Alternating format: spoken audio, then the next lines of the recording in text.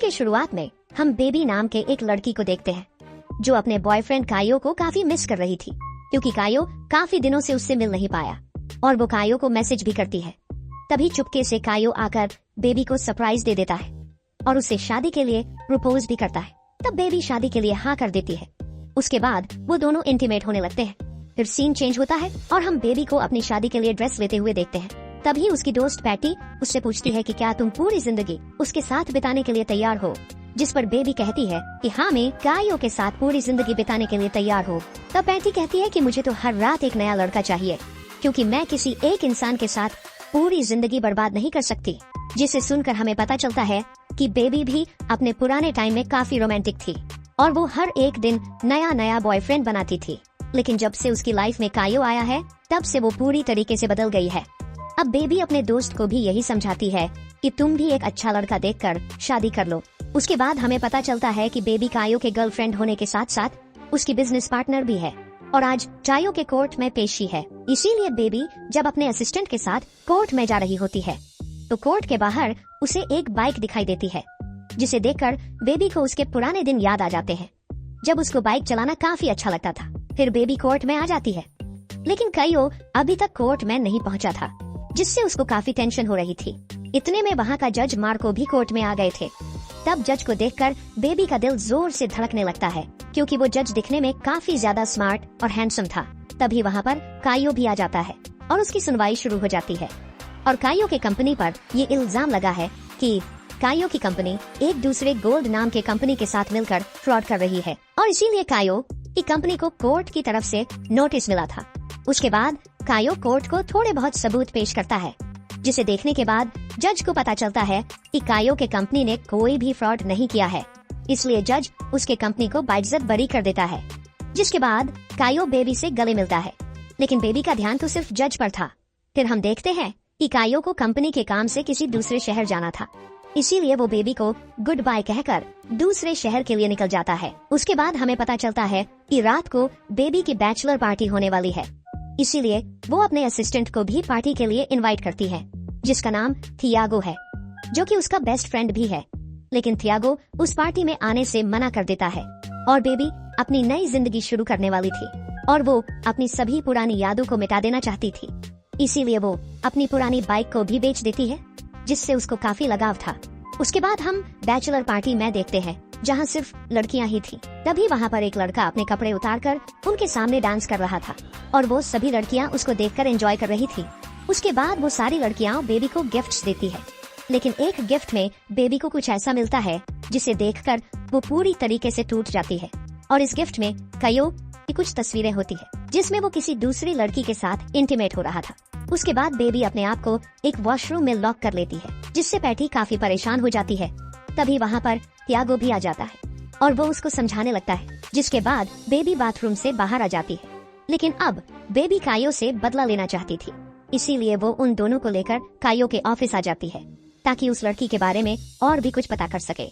लेकिन वहाँ का सिक्योरिटी गार्ड उन तीनों को अंदर जाने नहीं दे रहा था।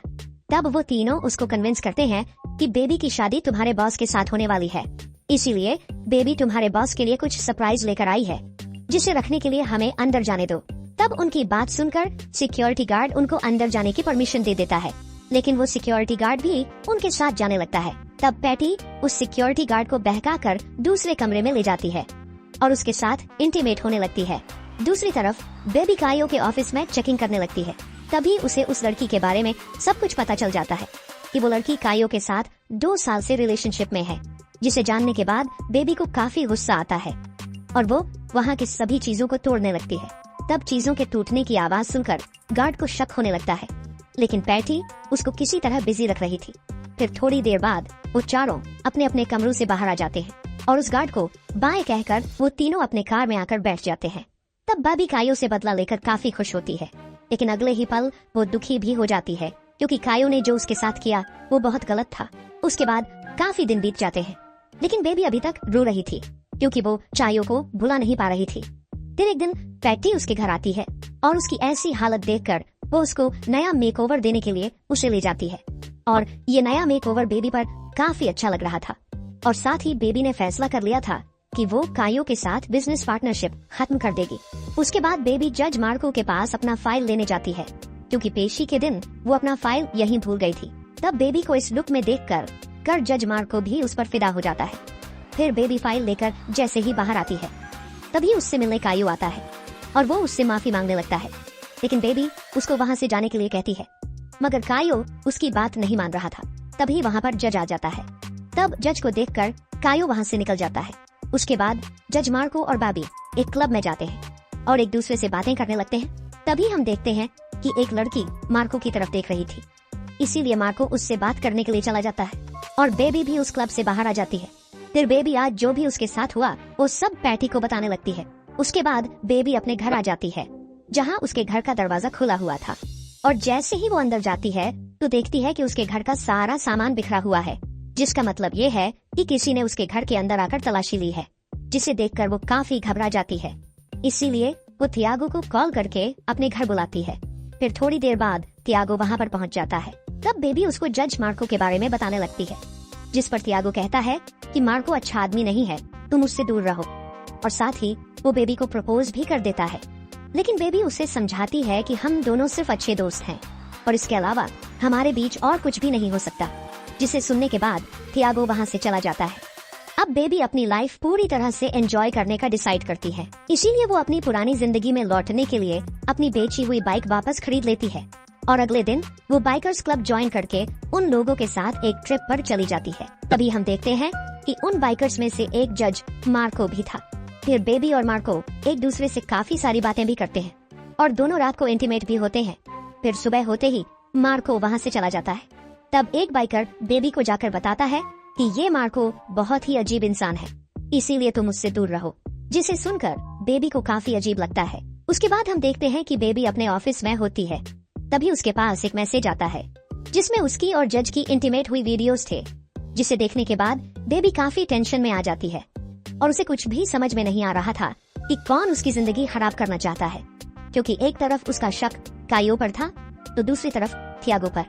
फिर कुछ दिन गुजर जाते हैं और हम देखते हैं कि बेबी ने कायो का लैपटॉप अनलॉक कर दिया है, जिसके अंदर कायो के सभी इलीगल कामों का काला चिट्ठा था और कायो के कंपनी पर जो भी फ्रॉड का इल्जाम लगा था वो बिल्कुल सच था।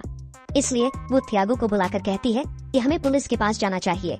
इसी दौरान मार्को बेबी के पास डेट की इनविटेशन भेजता है। फिर हम देखते हैं कि बेबी मार्को के घर जाती है और वो दोनों काफी ज्यादा एंजॉय करते हैं, जिसके बाद बेबी बार बार मार्को के घर जाने लगती है और वो दोनों काफी ज्यादा रोमांस भी करते हैं। लेकिन एक रात वही औरत मार्को से मिलने आती है, जिसको हमने क्लब में देखा था, और इस औरत का नाम पॉला होता है, जो मार्को की पत्नी हुआ करती थी। और जैसे ही बेबी को पता चलता है कि मार्को शादीशुदा आदमी है, तो उसे काफी ज्यादा गुस्सा आ जाता है और वो अपनी बाइक लेकर वहाँ से निकल जाती है। फिर बेबी गुस्से में काफी तेजी से बाइक चला रही थी, जिसकी वजह से उसका एक्सीडेंट हो जाता है और अब बेबी को हॉस्पिटल में एडमिट करके ट्रीटमेंट किया जाता है। फिर वो पूरी तरह से ठीक होकर अपने घर वापस आ जाती है। तभी वहाँ पर मार्को भी आ जाता है और उससे माफी मांगकर कहता है कि मेरी सिचुएशन समझने के लिए मेरे साथ चलो। फिर वो दोनों हॉस्पिटल आ जाते हैं, जहाँ बेबी को पता चलता है कि मार्को की 4 साल की एक बेटी है, जिसको किसी तरीके की बीमारी है। दरअसल पॉला जब प्रेग्नेंट थी तो वो हर तरह की नशा करती थी और इसी वजह से उनकी बेटी इस बीमारी के साथ पैदा हुई और यही कारण था कि मार्को पॉला के साथ नहीं रह पाया। तब उसकी बातें सुनकर बेबी को थोड़ा अच्छा लगता है। फिर अगले सीन में हम देखते हैं कि मार्को उस इंसान के बारे में पता करने की कोशिश कर रहा है, जिसने बेबी का एक्सीडेंट करवाया था, और वो अपने असिस्टेंट से कुछ ऐसी चीज मंगवाता है जिससे कि वो बेबी के आसपास रहने वाले लोगों पर नजर रख सके। उसके बाद हम चायो को देखते हैं, जिसको किसी ने काफी बुरी तरह से मारा है। तभी उसके पास हम थियागो को देखते हैं, जिसे हमें पता चलता है कि ये सारे गलत काम थियागो ही कर रहा था, इसी गैंग के साथ मिलकर। और जब से बेबी ने कायो का लैपटॉप चोरी किया था, तब से गैंग के लोग थियागो और कायो को ढूंढ रहे हैं ताकि उनसे अपना पैसा ले सके। अब इस सबसे बचने के लिए थियागो किसी भी तरह से बेबी को जान से मारना चाहता था, लेकिन ये सारी बातें मार्को सुन लेता है, क्योंकि मार्को बेबी के सारे दोस्तों पर नजर रख रहा था। तब मार्को बार बार बेबी को कॉल कर रहा था, लेकिन बेबी का फोन साइलेंट मोड पर था। अब बेबी थियागो के साथ कायो के ऊपर पुलिस कंप्लेंट करवाने जा रही थी, लेकिन तभी थियागो उसको किडनैप कर लेता है। लेकिन बेबी की लाइव लोकेशन हमेशा एक ऐप के जरिए पैटी के पास होती है, इसीलिए मार्को पैटी से बेबी का लोकेशन लेकर उनका पीछा करने लगता है। और दूसरी तरफ थियागो बेबी को लेकर एक अंधेरे जंगल में आ जाता है, जहाँ कायो एक गड्ढा खोद रहा था। दरअसल वो दोनों बेबी को मारकर वहीं पर दफनाने वाले थे। तब थियागो कायो से कहता है कि तुम बेबी को मारोगे, लेकिन कायो बेबी को नहीं मार पाता, इसलिए थियागो उससे गन लेकर उसको ही मार देता है। पर जैसे ही वो बेबी को मारने लगता है, तभी वहाँ पर मार्को आकर थियागो से लड़ने लगता है, जिस दौरान मार्को को गोली लग जाती है और वो घायल हो जाता है। उसके बाद वो बेबी को गोली मारने ही वाला था कि तभी मार्को की असिस्टेंट आकर पीछे से उसको गोली मार देती है। फिर अगले सीन में हम देखते हैं कि मार्को पूरी तरह से ठीक हो गया है और उन दोनों ने शादी भी कर ली थी। और इसी के साथ ये मूवी यहीं पर खत्म हो जाती है।